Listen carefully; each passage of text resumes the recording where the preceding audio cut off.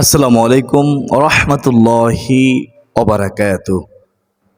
আল্লাহ তাআলার পক্ষ থেকে চোখের দৃষ্টিশক্তি, চক্ষু সবচেয়ে বড় নেয়ামত।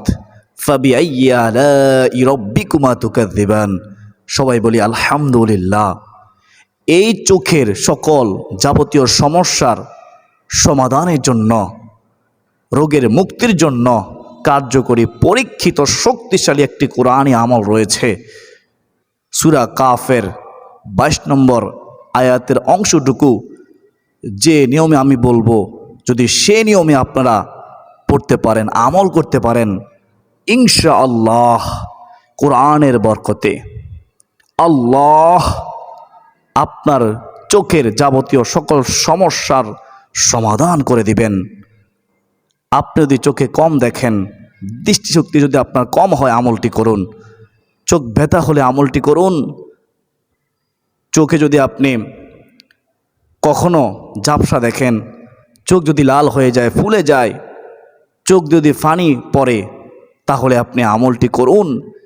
ইনশাআল্লাহ আপনার চোখের সমস্যার সমাধান হবে কোরআনের বরকতে। সূরা কাফের 22 নম্বর আয়াতের এই অংশটুকু কখন, কতবার, কিভাবে আপনারা পড়বেন আমি বলে দেব। ধৈর্য সহকারে শেষ পর্যন্ত শুনতে হবে। এবং এমন একটি দোয়ার কথা বলে দেব, যে দোয়াটি আবু দাউদ শরীফের 5090 নম্বর হাদিসের মধ্যে রয়েছে। যে দোয়াটি রোগ মুক্তির দোয়া। নবীজি সাল্লাল্লাহু আলাইহি ওয়াসাল্লাম প্রতিদিন ফজরের পরে 3 বার পড়তেন, মাগরিবের নামাজের পরে 3 বার পড়তেন। আশা করা যায় ওই দোয়াটি পড়লেও আল্লাহ সকল প্রকার কঠিন রোগ থেকে হেফাজত করবেন। সুবহানাল্লাহ। এবং এমন একটি দোয়ার কথা বলে দেব শেষে, যে দোয়াটি নবীজি শিখানো দোয়া।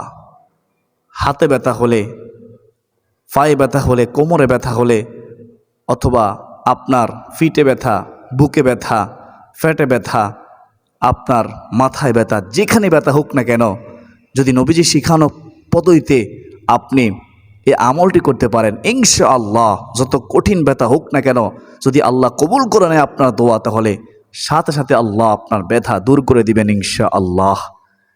তো আপনারা যদি জানতে চান, শিখতে চান, তাহলে কিন্তু শেষ পর্যন্ত মনোযোগ দিয়ে শুনতে হবে।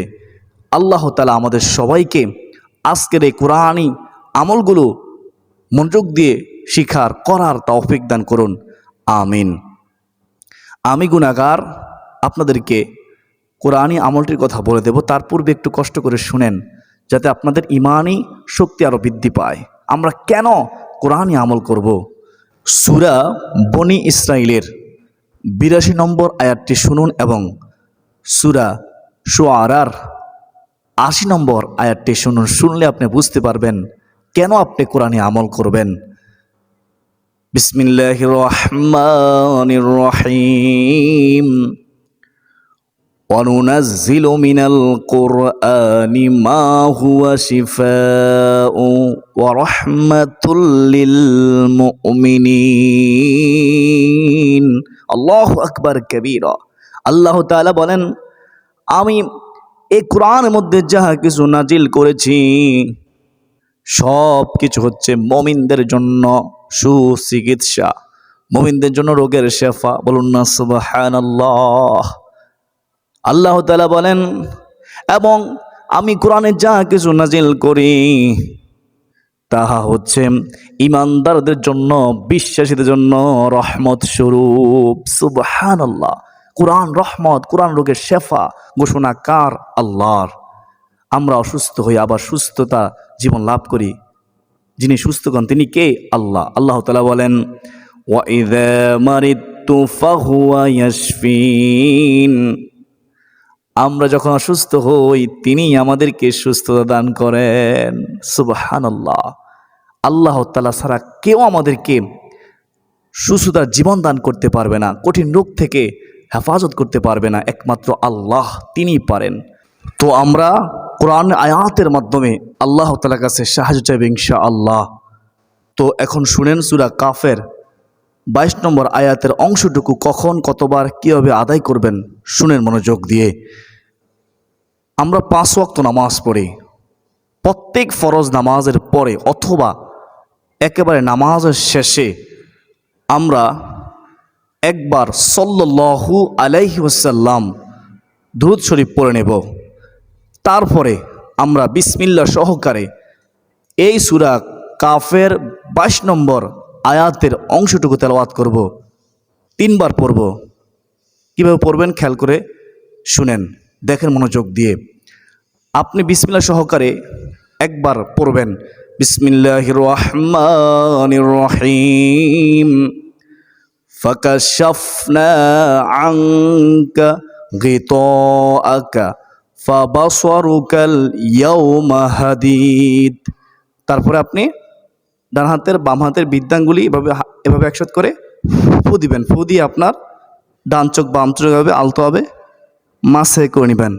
আবার আপনি বিসমিল্লাহ সহকারে এই আয়াতের অংশটুকু তেলাওয়াত করবেন, বিসমিল্লাহির রহমানির রহিম, ফাকাশাফনা আনকা গিতাআকা ফাবাসরুকাল ইয়াওমা হাদিদ। আবার একটি ফু দিবেন, ফু দিয়ে আবার আলতো হবে আপনি আপনার চোখটাকে মাসে করে নেবেন। আবার বিসমিল্লাহ সহকারে আবার একবার পড়বেন, বিসমিল্লাহির রহমানির রহিম, ফাকাশাফনা আনকা গিতাআকা ফাবাসরুকাল ইয়াওমা হাদিদ।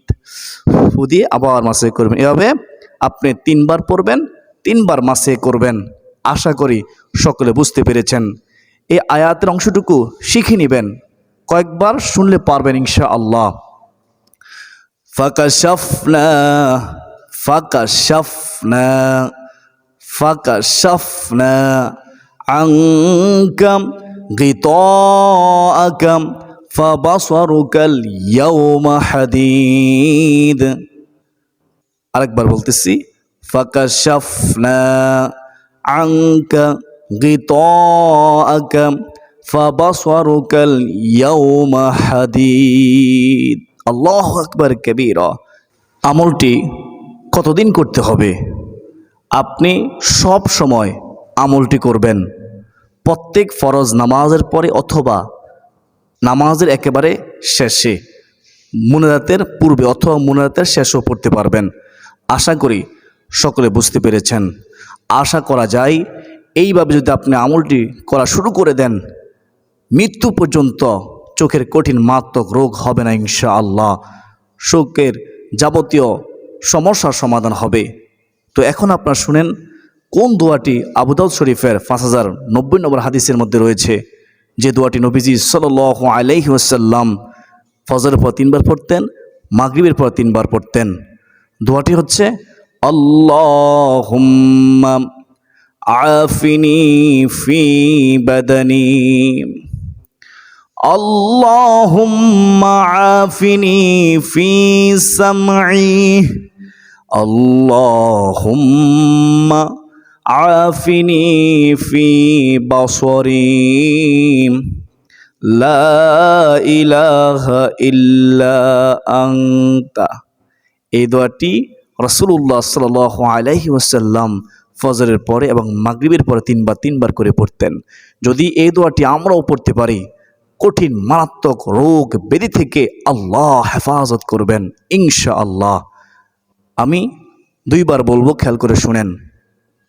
আল্লাহুম্মা আফিনি ফি বাদানি,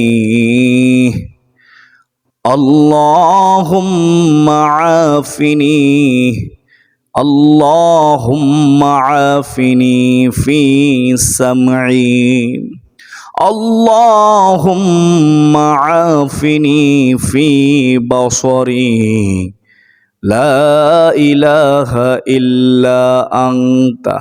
আরেকবার, আল্লাহুম্মা আফিনি ফি বাদানি, আল্লাহুম্মা আফিনি ফি সামঈ, আল্লাহুম্মা আফিনি ফি বাসরি, লা ইলাহা ইল্লা আনতা। অর্থ কি? আল্লাহুম্মা আফিনি ফি বাদানি, হে আল্লাহ আমার দেহ সুস্থ রাখুন, আল্লাহুম্মা আমিন। আল্লাহুম্মা আফিনি ফি সামঈ, আল্লাহ আমার শ্রবণ ইন্দ্রিয়তে আমাকে তো আপনি সুস্থ রাখুন। আল্লাহুম্মা আফিনি ফি বাসরি, এবং আল্লাহ আমার দৃষ্টিশক্তিতে আমাকে সুস্থ রাখুন। সুবহানাল্লাহ, লা ইলাহা ইল্লা আনতা, আপনি ছাড়া কোনো ইলাহা নেই। সুবহানাল্লাহ। তো আশা করি সকলে বুঝতে পেরেছেন। ফজরের পর 3 বার পড়বেন, মাগরিবের পরে 3 বার পড়বেন। এখন শুনেন, ব্যথার জন্য কোন আমলটি করবেন। মুসলিম শরীফের মধ্যে এই আমলটি রয়েছে হাদিসের মধ্যে। আপনার হাতে যদি ব্যথা হয়, যে স্থানে ব্যথা হোক, কোমরে অথবা পেটে অথবা মাথায় অথবা পায়ে, যেই জায়গায় যে স্থানে ব্যথা হোক শরীরের ওই স্থানের মধ্যে আপনি ডান হাত রাখবেন। ডান হাত রেখে আপনি বিসমিল্লাহ 3 বার পড়বেন। বিসমিল্লাহ, বিসমিল্লাহ, বিসমিল্লাহ। তারপরে আপনি এই দোয়াটি 7 বার পড়বেন ব্যথাস্থানে হাত রেখে। আউযু বিল্লাহি ওয়া কুদরাতিহি মিন শাররি মা আজিদু ওয়া উহাযির। আউযু বিল্লাহি ওয়া কুদরাতিহি মিন শাররি মা আজিদু ওয়া উহাযির। আউযু বিল্লাহি ওয়া কুদরাতিহি মিন শাররি মা আজিদু ওয়া উহাযির।